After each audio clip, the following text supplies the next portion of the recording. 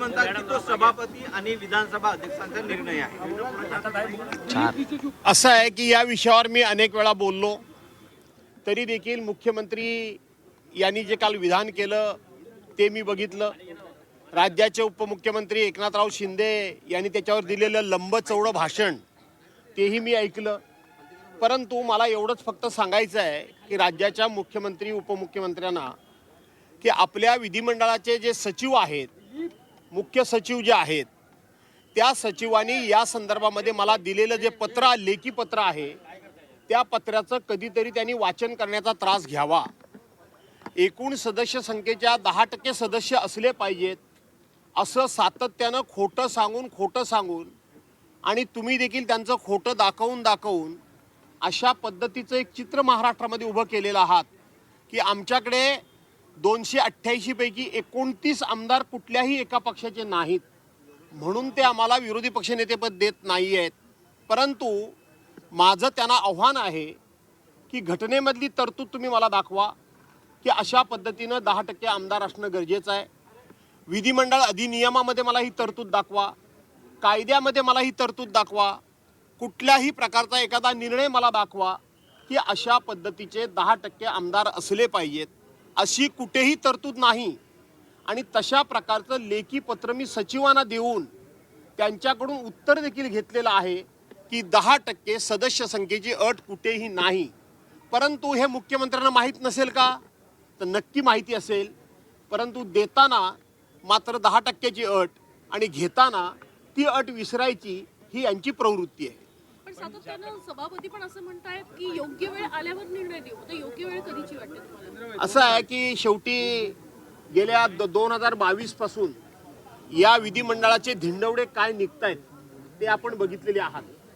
हे ज्या वेळेला उद्धव साहेबांचं सरकार पडलं तेव्हापासूनचा जर इतिहास आपण बघितला तर उपसभापतींना आमदारांनी केलेली बंडखोरी किंवा पक्षांतर्गत बंदी विरोधी कायद्यावर त्या ठिकाणी कुठलाही निर्णय घेण्याचा अधिकार नाही आणि विधानसभेच्या अध्यक्षांची निवड करण्याचा अधिकार दिला आणि त्यावेळेपासून या विधिमंडळाच्या नियमांचं, कायद्याचं, प्रथेचं, परंपरेचं कसं वाटोळं लागलेलं आहे याची अनेक उदाहरणं मी सांगू शकेन। त्यामुळं सातत्यानं खोटं बोल पण रेटून बोल हा कारभार गेले अनेक दिवस सुरूच आहे। उदय सामंत असं म्हणतात भास्कर जाधव आक्रमक नेते आहेत पण त्यांना विरोधी पक्ष नेतेपद देतील असं मला वाटत नाही। ठीक आहे, उदय सामंतांनी माझ्याबद्दल जर अशा पद्धतीचं एक सहानुभूती म्हणा किंवा आदराची भावना व्यक्त केली असेल तर मी आक्रमक आहे म्हणून मला देत नाहीत विरोधी पक्ष नेतेपद। अशा पद्धतीचे ते संकेत देतात, याच्यामध्ये निश्चितपणे माझा सन्मान आहे, माझा गौरव आहे की एवढ्या मोठ्या संख्येनं सत्ताधारी पक्षाकडं संख्याबळ असताना ते मला घाबरतात, हा माझा सन्मान आहे। राष्ट्रवादीची काल सही नव्हती, विरोधी पक्षाकडून जे पत्र गेलं होतं असा मुद्दा मुख्यमंत्र्यांनी काढला। काही त्यांचा वेगळा निर्णय चालू असेल आम्हाला माहिती नसतं। ठीक आहे, राजकारणातला एका दुसरा चिमटा काढण्याचं काम मुख्यमंत्री करत असतात, ते करतात, आम्ही देखील करतो। परंतु राष्ट्रवादीचे गटनेते काल हजर नव्हते म्हणून आम्ही त्यांची सही केली नाही, कारण कॅमेऱ्यामध्ये आता सगळं दिसतं। उद्या त्याच मुख्यमंत्र्यांनी त्यातली ही चूक काढली असती की कुठेही गटनेते दिसत नाही आणि त्यांची सही कशी, म्हणून आम्ही सत्याचा आलाप होऊ देत नाही।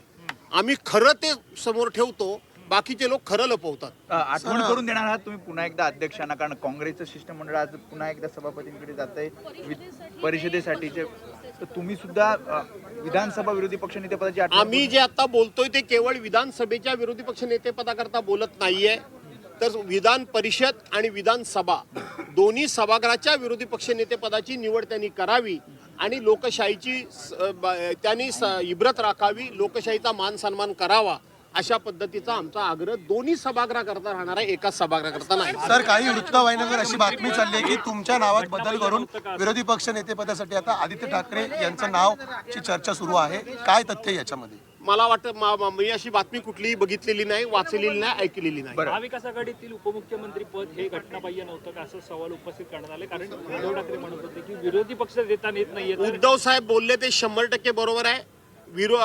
उपमुख्यमंत्री पद हे घटनात्मक पद नाही, उपमुख्यमंत्री पदाला विशेष कोणताही दर्जा नाही, विशेष कोणतेही अधिकार नाहीत, ती राजकीय सोय आहे। परंतु विधानसभा असेल, विधान परिषद असेल, ह्या विरोधी पक्षनेते जे आहेत हे घटनात्मक पद आहे, हे संविधानिक पद आहे. त्या पदाला घटनात्मक दर्जा आहे. उपमुख्यमंत्री पदाला नाही, ते फक्त शोभेचं आणि शोचं पद आहे. तुमच्या काळात शक्ती कायदा हा केंद्राकडे पाठवण्यात आला होता, तो नामंजूर झाला. काल मुख्यमंत्र्यांनी त्यावर स्पष्टीकरण. महिलांबद्दल कुठल्याही प्रकारचा या सरकारच्या मनामध्ये आदरभाव नाही. त्यांच्या सुरक्षेबद्दल, त्यांच्या हक्कांबद्दल या सरकारमध्ये कुठल्याही प्रकारची जागरूकता नसल्यामुळेच तो शक्ती कायदा परत आला.